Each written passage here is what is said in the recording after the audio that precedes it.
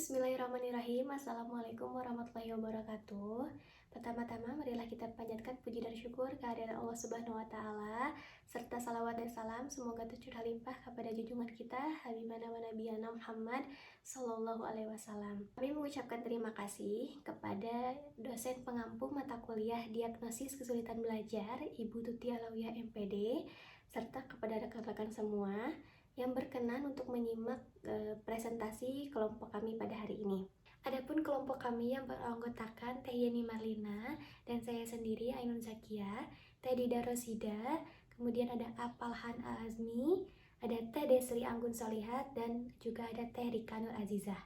Adapun materi yang akan kami sampaikan yaitu mengenai instrumen asesmen kesulitan belajar, di mana materi yang pertama mengenai pengertian instrumen asesmen itu sendiri yang akan disampaikan oleh saya. Baik, selanjutnya dan menurut Arifin dan kawan-kawan pada tahun 2012 menyatakan bahwa asesmen merupakan suatu proses atau kegiatan yang sistematis dan berkesinambungan untuk mengumpulkan informasi-informasi tentang proses dan hasil belajar siswa dalam rangka membuat keputusan-keputusan berdasarkan kriteria dan pertimbangan tertentu.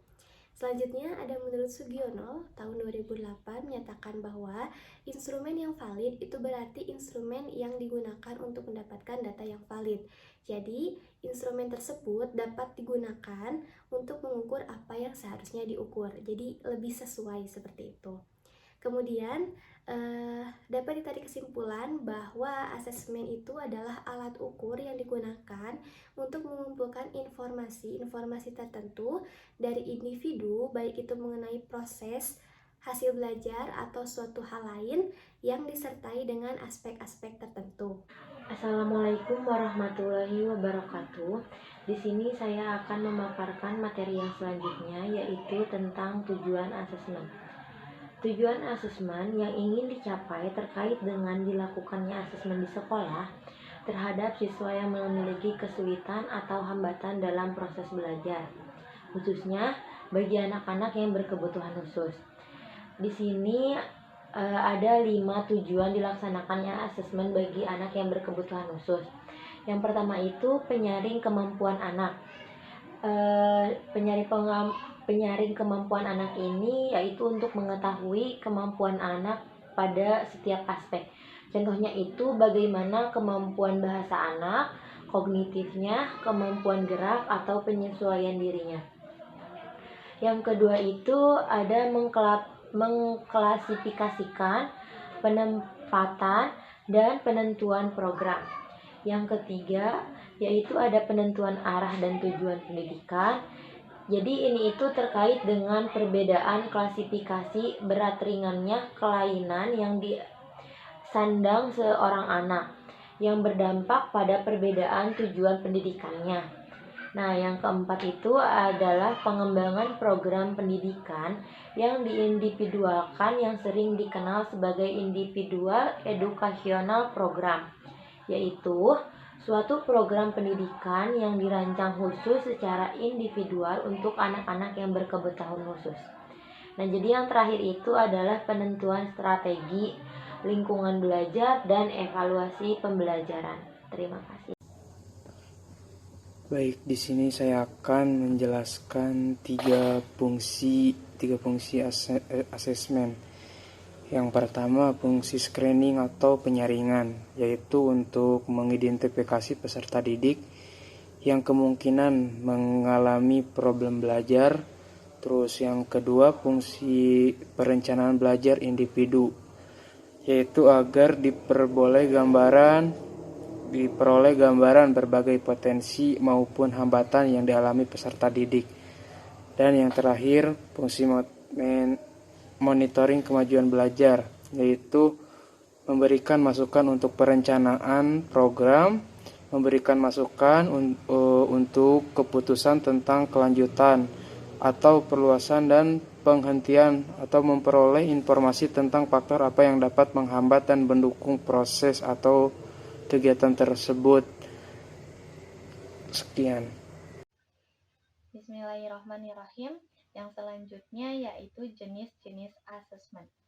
Ada 4 jenis asesmen bagi anak berkesulitan belajar.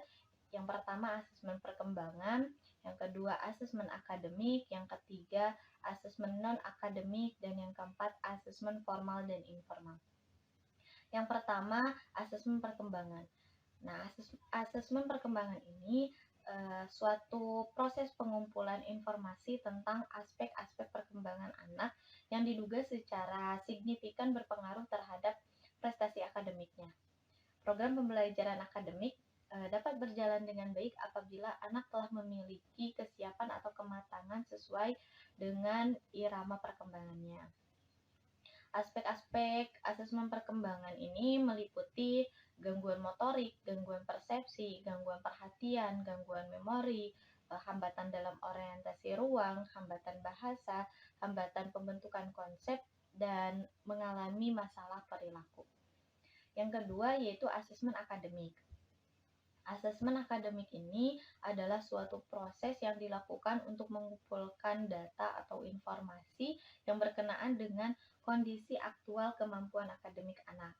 Cakupan asesmen ini yaitu asesmen keterampilan membaca, asesmen keterampilan menulis, dan asesmen keterampilan berhitung.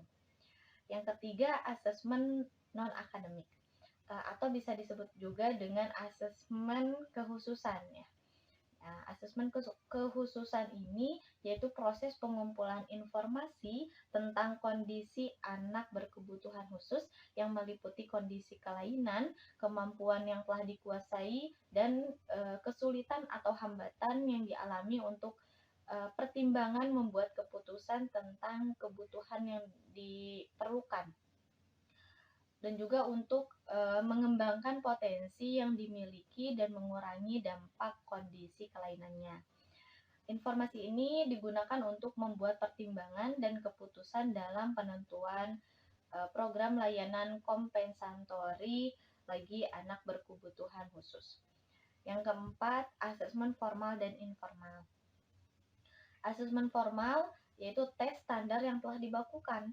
Asesmen ini biasanya dilengkapi dengan sebuah manual yang berisi petunjuk tentang pelaksanaan asesmen, penyekoran dan penafsiran terhadap hasil tes.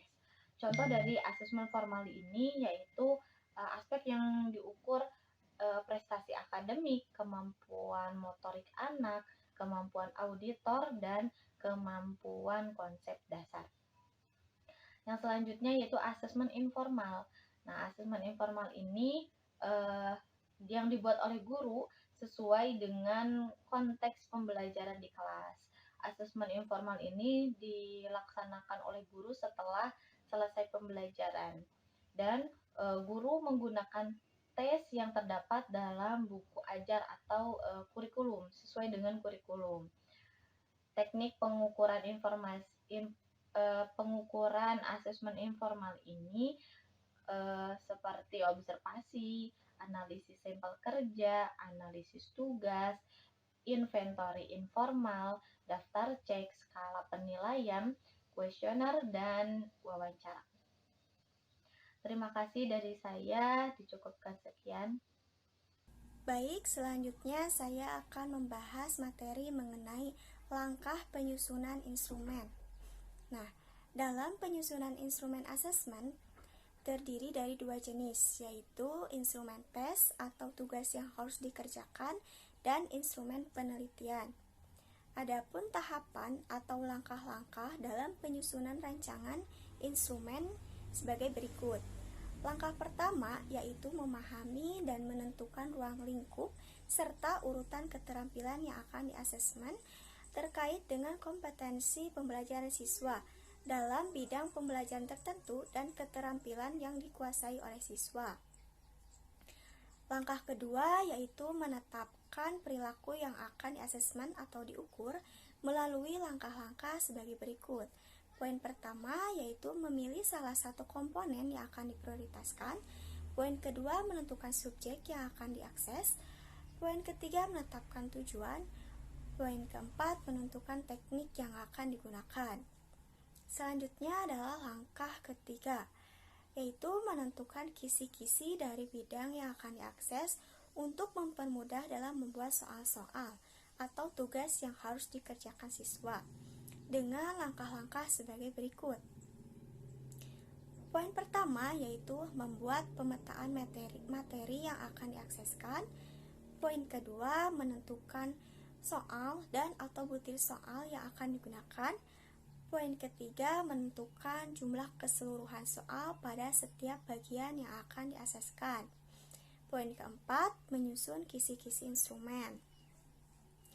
Nah, tahap selanjutnya yaitu langkah menentukan butir-butir soal atau tugas, biasanya berbentuk pertanyaan atau pernyataan yang berpedoman pada kisi-kisi yang telah disusun pada tahap atau langkah sebelumnya.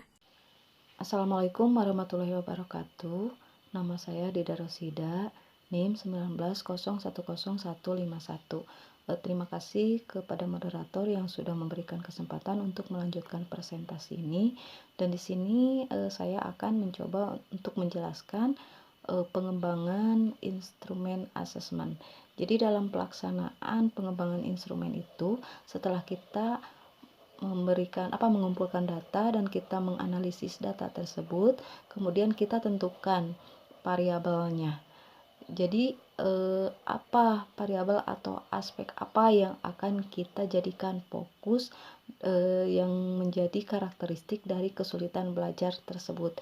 Kemudian yang kedua, kita harus menentukan instrumen yang akan kita gunakan. Jadi instrumen survei yang akan kita gunakan itu kita harus tentukan apakah akan menggunakan instrumen yang sudah dirancang sebelumnya secara utuh ataupun instrumen yang akan kita gunakan itu adalah instrumen yang akan kita modifikasi untuk dijadikan acuan gitu.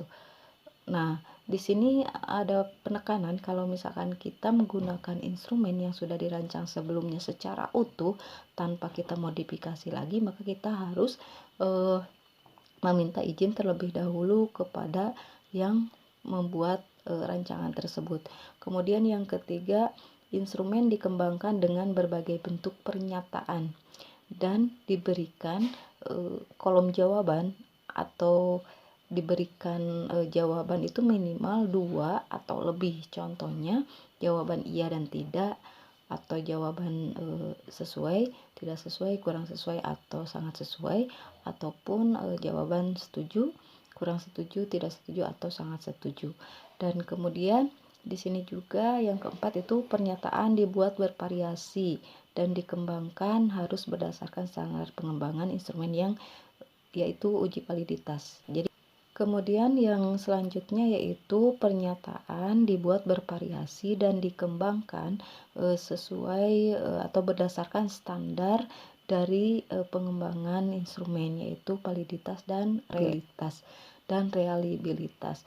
Kemudian melakukan scoring. Jadi kita setelah kita mengadakan melihat bahwa itu bisa dikatakan valid atau reliabilitasnya memang sudah teruji, maka kita mengadakan skor untuk membuat skor untuk pertanyaan-pertanyaan tersebut. Kemudian yang selanjutnya adalah melakukan scoring dari jawaban siswa, di mana dari hasil jawaban yang sudah kita kumpulkan itu kita akan membuat skor atau menentukan skor terhadap jawaban dari siswa tersebut. Kemudian yang selanjutnya itu membuat pedoman studi dokumentasi yang digunakan dan dikembangkan dalam bentuk daftar checklist. Nah, di sini berkaitan dengan ada atau tidaknya program atau langkah-langkah kegiatan untuk menangani termasuk mencegah terjadinya kesulitan belajar baik yang sifatnya preventif terencana ataupun kuratif insidental. Dan selanjutnya kita uraikan tentang proses pengembangan instrumen yang digunakan untuk instrumen pengungkap karakteristik kesulitan belajar siswa.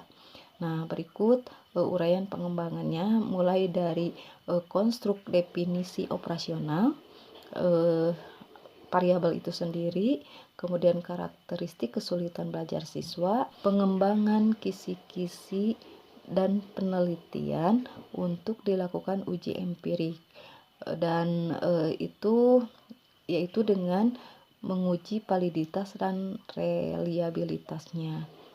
Dan biasanya uji validitas atau reliabilitas itu misalkan uji validitas itu biasanya instrumen tersebut kita bagikan, kita sebar angket kepada responden uji coba, dan nanti kita kumpulkan, kemudian kita analisis, dan seandainya ada yang tidak valid itu berarti tidak bisa digunakan, dan yang bisa kita gunakan itu sudah dikatakan valid, dan itu ada standar tertentu, ada standar validitasnya. Kemudian reliabilitasnya kita bisa disebut instrumen tersebut itu reliabilitas kalau kita sudah mengujikannya atau kita sudah berkonsultasi dengan pakar atau ahli yang berkaitan. Kemudian yang selanjutnya yaitu uji validitas, dilakukan melalui analisis validitas yang logis. Jadi content validity dan validitas empiris. Ya, seperti yang dikatakan Ari Kunto 98, analisis logis dilakukan untuk menilai. Kemudian yang selanjutnya itu kesesuaian rumusan item-item kuesioner dengan kawasan isi atau konten yang hendak diukur gitu. Suatu alat ukur dikatakan memiliki validitas logis apabila item pada alat ukur tersebut secara logis sudah sesuai dengan isi dan aspek konstruk yang akan diungkap. Jadi si item kuesioner itu bisa dikatakan validitas kalau memang alat ukur yang kita gunakan sebagai instrumen itu sudah dikatakan valid gitu ya, sudah dikatakan sesuai dengan karakteristik dari kesulitan belajar tersebut. Kemudian kita juga pengujian ini dilakukan melalui analisis rasional. Nah, analisis rasional ini bagaimana sih kesesuaian penyusunan item dengan kisi-kisi dan operasional variabel. Dan yang selanjutnya yaitu untuk kepentingan validitas logis. Nah, dilakukan proses judgment dengan meminta pendapat ahli. Jadi atau pakar pengukuran dan ahli bidang masalah tersebut. Jadi misalkan kalau kita kesulitan belajar, berarti kita harus berkonsultasi atau kita juga harus melakukan proses judgment terhadap kepada pakar dari kesulitan belajarnya itu. Kemudian kita juga bisa mencontohkan, dan di sini ada contoh untuk pengembangan instrumen atau kisi-kisi pengembangan instrumennya. Mungkin di sini saya akan memberikan contoh dari pengembangan kisi-kisi instrumen asesmen. Contohnya variabel kita itu adalah kesulitan belajar. Nah, dari kesulitan belajar itu salah satu yang menjadi aspek yang termasuk ke dalam kesulitan belajar itu adalah sejarah kegagalan akademik yang berulang. Nah, itu aspeknya. Nah, dari aspek itu kita kembangkan menjadi indikator-indikator. Nah, contohnya indikatornya itu ada 4. Nah, yang pertama mudah lupa terhadap materi yang diajarkan. Kemudian yang kedua itu sulit memahami isi materi yang diajarkan. Kemudian yang ketiga memerlukan waktu ekstra untuk mengerjakan tugas, dan yang keempat memerlukan pengulangan yang sangat intensif. Nah, di sini kalau kita sudah membuat indikator-indikator itu dan kita membagikannya, maka kita juga harus menentukan nilai atau skor dari setiap pernyataan tersebut. Mungkin itu saja yang bisa saya sampaikan. Mohon maaf sebelumnya jika masih banyak kekurangan ataupun salah dalam pembahasan. Saya akhiri. Assalamualaikum warahmatullahi wabarakatuh. Dari materi yang sudah kelompok kami sampaikan, dapat ditarik kesimpulan bahwa kesulitan belajar anak seringkali ditumpahkan sebagai masalah internal anak secara personal. Keberagaman peserta didik yang tidak dikelola dengan baik dapat memberikan dampak dan masalah belajar bagi anak. Instrumen identifikasi dan asesmen yang dapat dibuat dan dikembangkan oleh guru akan memberikan gambaran bagaimana guru dan orang tua mengenali masalah belajar anak. Kesulitan belajar bukan semata-mata hanya masalah anak, tetapi juga harus menjadi perhatian dan masalah yang harus dipecahkan bersama-sama oleh guru, sekolah, dan juga orang tua. Sekian presentasi dari kelompok kami. Mohon maaf apabila ada kesalahan. Terima kasih telah menyimak. Wassalamualaikum warahmatullahi wabarakatuh.